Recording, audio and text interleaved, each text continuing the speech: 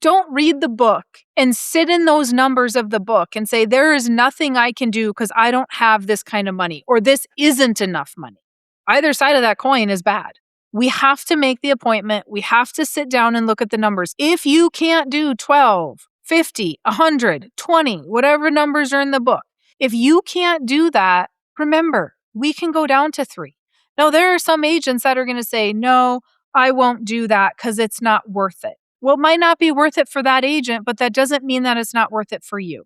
At least it gets you started. You understand how to use the policy. You're borrowing against it. You're paying it back. And then the next one is a lot easier to start because it is a system of policies. A bank does not have one branch. They have branches all over town so that people can be depositing money. You want to do the same thing.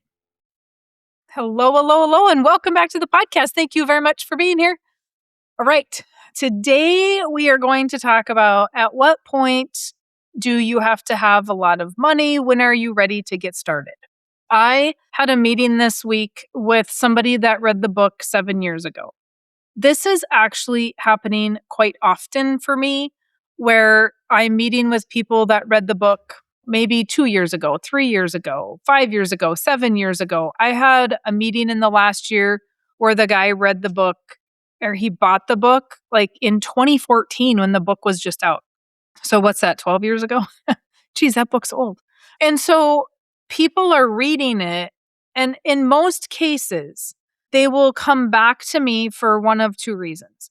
One, they finally get it, or they heard somebody else talking about it, and maybe it finally registered. Or two, they think now they have the money. So let's talk about the money piece, because the getting it piece is just a matter of continually educating. Maybe it's continually talking to people or rereading the book, because you shouldn't just read the book one time. You should actually be reading the book multiple times, especially if you don't get it right away. Read it multiple times. But they came back to me and said, hey, you know what? Now I think I have the money because I reread the book and it makes sense. Here's the thing. And this particular person said, I didn't think I had the money to start because the illustrations in the book and the scenarios in the book were much more than what I could afford. One, how do you know what you can afford? Because you're not thinking about utilizing money the same way that I'm thinking about using money.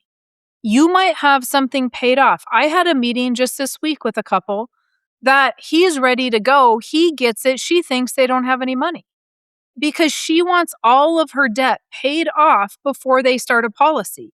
She doesn't ever want to use the policy. She wants the policy to be like a savings account. And so in that scenario, you're never going to be ready to start a policy because you're using it as a savings account. It's not meant to be used as a savings account. The money is liquid. You have access to use it. So we want to run money through the policy. How much we run through the policy is what I'm here to help with. There are times where I'm going to say, you know what, you might not be ready right now. I had somebody just recently with a whole bunch of credit card debt. I'm like, okay, you're going to be ready if we can figure out what to do with the credit card debt. But because there's all this credit card debt, let's first get that taken care of, and then we can start the policy. And this is what that policy could look like. So in this case, the guy read the book 7 or 8 years ago. Now he thinks that I'm going to have this conversation because the bank's maybe giving him a little bit of problem, or he thinks he's got some money freed up, whatever. So I showed him a policy that is a $4,000 a year premium. Now, not everybody can do $4,000 a year. This person was in their 40s. They can still go as low as $4,000. If you're 60, like I had somebody that's 60 years old come to me today and say, hey, Mary Jo, can I do $5,000 a year policy? No, you can't. I have to have enough death benefit to issue a policy. But something is better than nothing. We'll try to go as low as we can. We're not going to shoot for the stars and do $100,000 when you don't have $100,000. And it doesn't mean that you can't get started. Because I see the opposite side of that too. They're like, well, I can't put enough money in because the book illustration only shows 100,000. I'm going to need to put $1 million a year. Just do the math and take that illustration times 10. all the numbers are going to be the same. Yes, you can do that if you have the funds to do that. When you guys read my book or you're reading Nelson's book or whatever it is that you're reading and you're thinking about numbers, don't think I can't do that because I don't have $12,000. I don't have $20,000. I don't have $100,000. In the book, I even say all the numbers are relative. Subtract to zero if you need to, because the numbers are going to be the same. So just do a little bit of the math. Don't get so stuck in your head that you can't do it because you don't think that you have the money. In this particular case as well, he has 2 loans that are going to be paid off next year. After next year, which is in 2 years, right? He will have $11,000 that he no longer is paying to the banks because those pieces of equipment are paid off. He could start a policy today for $4,000 a year. And in 2 years, he can start another one for $11,000 a year because it's a system of policies. We also have people misunderstanding where they think it's one policy and you're done, and you better do it perfectly right the first time because you're not going to get to do it again. You can have as many policies as your human life value allows. Okay? So if the insurance company, they have a bunch of factors of how to figure this. But if the insurance company says you're worth $10 million, then you can have as many policies as you want up to a $10 million limit. Does not matter. As long as you can pass underwriting and your health exams, you can keep getting policies. Here's what we cannot do. We cannot have one policy and then add money to it every single year without it causing a modified endowment contract, which is causing it to grow taxable. We can't do that. Because of that modified endowment contract, that means we have to start multiple policies. So the first one you start, we're going to start where it's comfortable. The second one, where it's comfortable. But now you have 2 premiums, so we have to take that into consideration. The third one, where it's comfortable. Now you have 3 premiums. We keep adding them as we go. I talked to an existing client this week. She was talking about how she has excess money. How should I borrow money? What should I buy with it? How should I pay it back? All the things. And she's buying land from dad. Well, we have a sibling that is entitled, and this sibling we just keep giving them money. Mom and dad just keep giving the sibling money. And so in that situation, she is concerned that if I don't buy mom and dad out before they die, I'm going to have a holy war with the sibling because she's going to want everything. So I want to buy them out now. So she said, I really need a policy on my dad. Well, how old is dad? Well, he's 50. He was like 57 or 58. Now's the time to be doing that because he's not 70.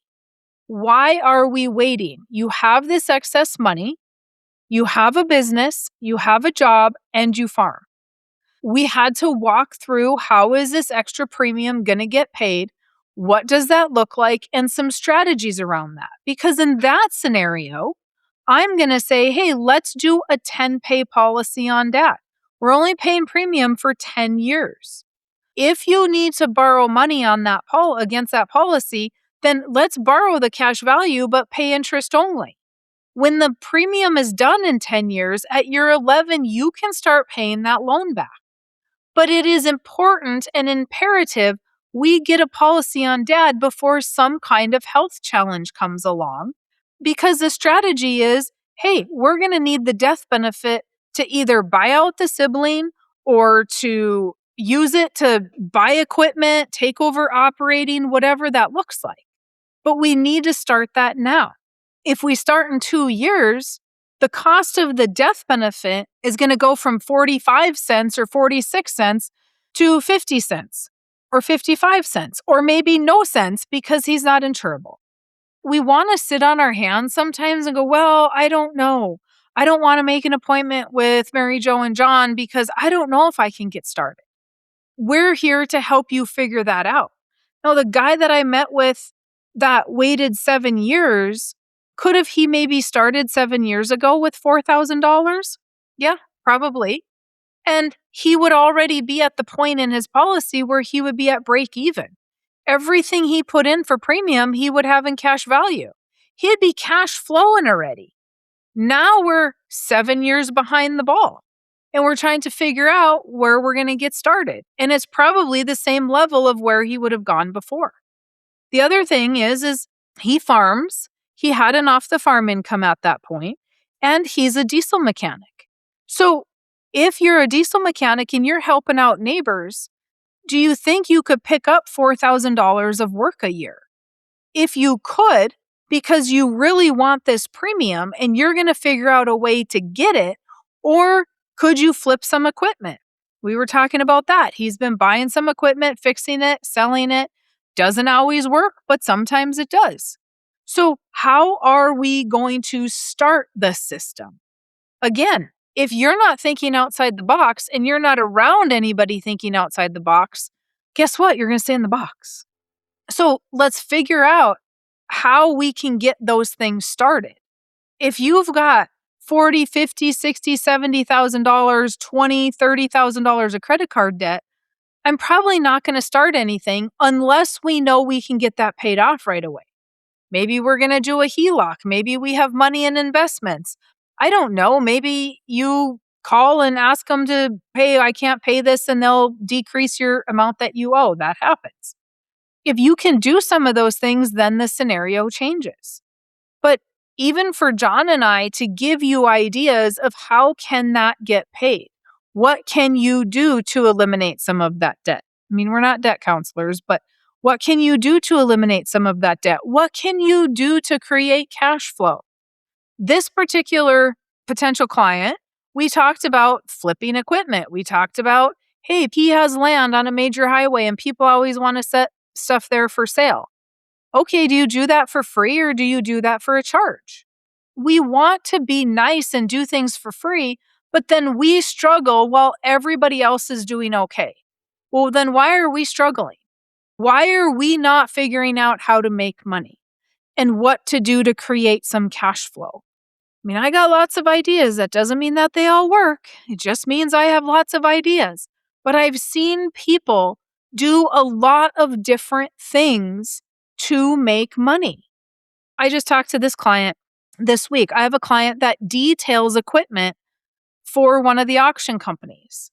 If you're a clean freak and you like detailing equipment, why are you not providing that service to farmers to detail equipment? This guy details equipment. He's starting an excavation company. He'll do just about anything for money. Now, should he maybe focus on something? Yeah, maybe. But he's got to figure out what that one thing is, and then he can go and focus on that. But so many of us just go, oh, we can't. Well, you can't because you think you can't, and you never talk to anybody that figures you can, because everybody just figures you can't. So don't read the book and sit in those numbers of the book and say, there is nothing I can do because I don't have this kind of money, or this isn't enough money. Either side of that coin is bad. We have to make the appointment. We have to sit down and look at the numbers. Can it be $4,000 of premium a year? About the lowest that I can go that makes sense is $3,000 a year of premium. $3,000 up to millions. Okay? The sky's the limit. If you can't do 12, 50, 100, 20, whatever numbers are in the book, if you can't do that, remember, we can go down to 3. Now, there are some agents that are going to say, no, I won't do that because it's not worth it. Well, it might not be worth it for that agent, but that doesn't mean that it's not worth it for you. It's not going to be some astronomically massive numbers that are going to be life-changing, okay? But $3,000 into a 401k is not life-changing either. You're going to retire broke. It's not enough money. But at least it gets you started. You understand how to use the policy. You're borrowing against it. You're paying it back. And then the next one is a lot easier to start because it is a system of policies. A bank does not have one branch. They have branches all over town so that people can be depositing money. You want to do the same thing. All right. If you have read the book and you've not scheduled your appointment because maybe it was 5 years ago, 10 years ago, whatever, pull the book out, reread it. Okay, you should reread it and then schedule your appointment so we can kind of figure out where to get started. We can at least explain it, but I want you to reread it so you don't come in and you don't even know what we're talking about. Okay, you're going to have to do a little bit of homework in the process so we're still both on the same page and you've been refreshed. If you have comments or questions or whatever, email me, maryjo@withoutthebank.com. You can also email john@withoutthebank.com. Schedule your appointment with each one of us. We're happy to sit down and visit with you, and then we can go from there. All right, you guys have a fantastic rest of your day.